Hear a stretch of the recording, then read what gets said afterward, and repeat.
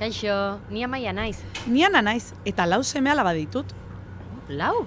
Ze animatua? Begira, hemen daude ordenadoreko pantailan. Hau Irene da, zaharrena. 22 urte dauzka, eta interpretaritzako ikasketak egiten ari da Dublinen, eta ingelesa ere ikasten ari da. Oso langilea da, eta aurreskola batean ere aritzen da asteburuetan. Polita da, ezta? Bai, oso polita.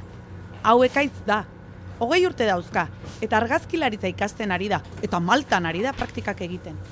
Kazetaritza ikasten ere hasi zen, baina orain alde batera utzita dauka. Oso argazki politak egiten ditu.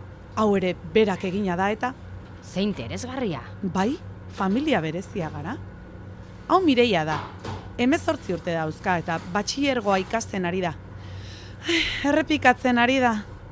Ireneri asko kostatzen zaio ikastea. Berari beste gauza batzuk gustatzen zaizkio. Pintatzen ikasten ari da, zaldian ibiltzen ikasten ari da, eta sorosle ikastaroa ere egiten ari da.